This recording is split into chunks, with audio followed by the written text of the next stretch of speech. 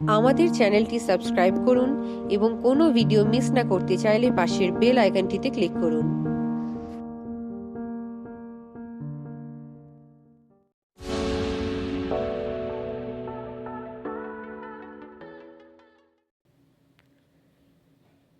Hello friends, আজকে আমরা কিন্তু এটা পার্ট 2 করছি ইম্পর্ট্যান্ট স্কিম অফ ওয়েস্ট বেঙ্গলের। তো শুরু করা যাক। আমাদের প্রথম যেটা আছে আজকে সেটা হলো কিন্তু আমাদের যুবশ্রী প্রকল্প।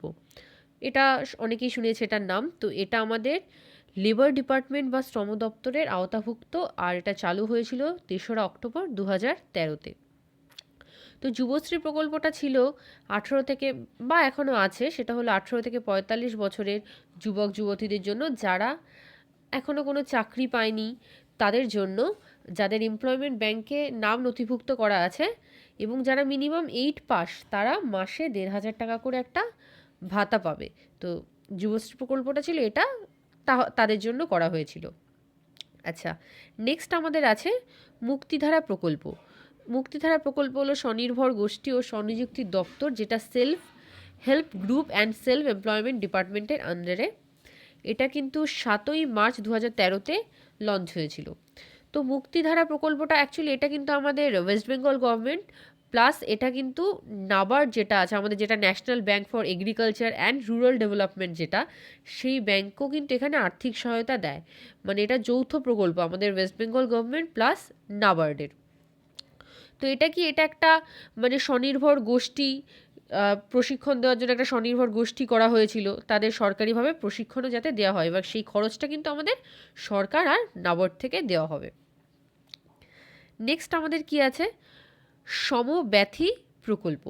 এটা কিন্তু পুর ও নগর উন্নয়ন দপ্তর এবং পঞ্চায়েত ও গ্রামোন্নয়ন দপ্তর, যেটা municipal and urban development department and panchayat and rural development ডিপার্টমেন্টের আন্ডারে।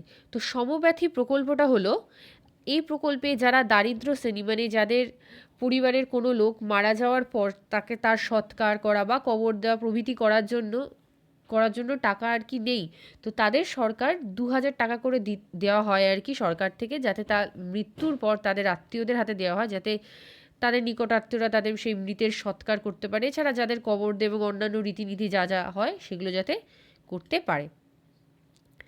নেক্সট আমাদের আছে মাভৈ প্রকল্প। এটা কিন্তু আমাদের অর্থ সংস্কৃতি বিভাগের আন্ডারে department of information and cultural অ্যাফেয়ার্সের, আর লঞ্চ করা হয়েছিল 2016-তে।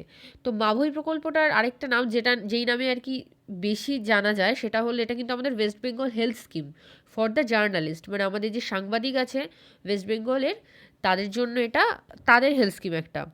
তো যেই সকল জার্নালিস্টরা বা সাংবাদিকরা গভর্নমেন্ট এক্রিডিয়েশন কার্ড আছে যাদের, মানে সরকারি স্বীকৃতপ্রাপ্ত সবার একটা কার্ড থাকে, যেই সব সরকারি সাংবাদিক যারা, তো যাদের এই কার্ডটা আছে তারা কিন্তু এটার জন্য, মানে এই মাভৈ প্রকল্পের জন্য অ্যাপ্লাই করতে পারে হেলথ স্কিমের জন্য। তো হেলথ স্কিমের জন্য তারা এবং তাদের যে ফ্যামিলি, তারা সরকারি এছাড়া কিছু বেসরকারি হসপিটাল এবং নার্সিংহোমের সুবিধা নিতে পারবে এই প্রকল্পটার মাধ্যমে। নেক্সট আমাদের কি আছে, নেক্সট কিন্তু আমাদের শিক্ষাশ্রী প্রকল্প।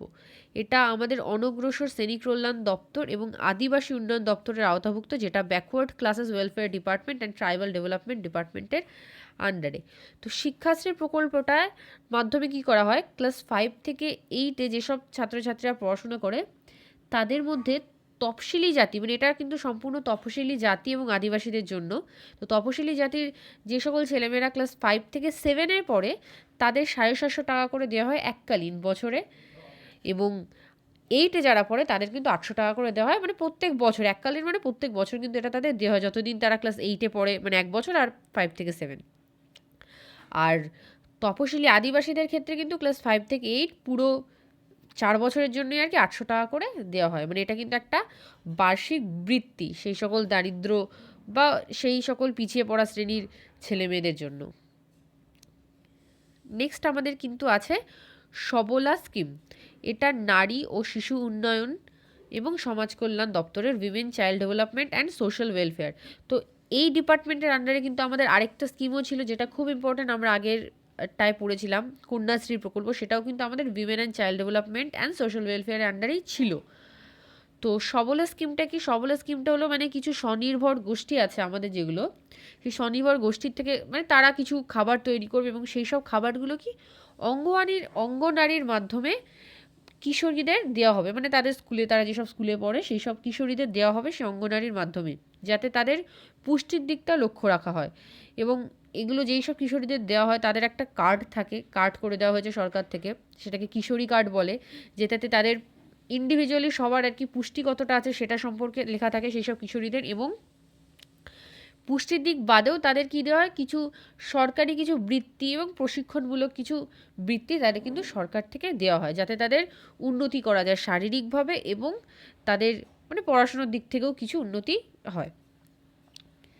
আচ্ছা, নেক্সট কি আছে আমাদের? লাস্ট বা নেক্সট যেটা আছে সেটা হলো আমাদের স্বাস্থ্যসাথী প্রকল্প। তো এটা কিন্তু স্বাস্থ্য ও পরিবার কল্যাণ বিভাগ, যেটা হেলথ অ্যান্ড ফ্যামিলি ওয়েলফেয়ার ডিপার্টমেন্টের আন্ডারে পড়ছে। আর এটা কিন্তু চালু হয়েছিল 17ই ফেব্রুয়ারি 2016। তো স্বাস্থ্যসাথী প্রকল্পটা কি? আমাদের যেসব আশাকর্মী আছেন বা civic volunteer, green police, ICDS কর্মী, হোমগার্ড যারা আছেন, তাদের জন্য এই স্কিমটা করা হয়েছে। কারণ তাদের মানে একটা কি বলবো, 1.5 লাখ টাকা করে একটা তাদের দেওয়া হয়, যেটা এককালীন দেওয়া হয়, মানে এককালীন মানে কি তাদের যখন বছরে সেটা দেওয়া হয়।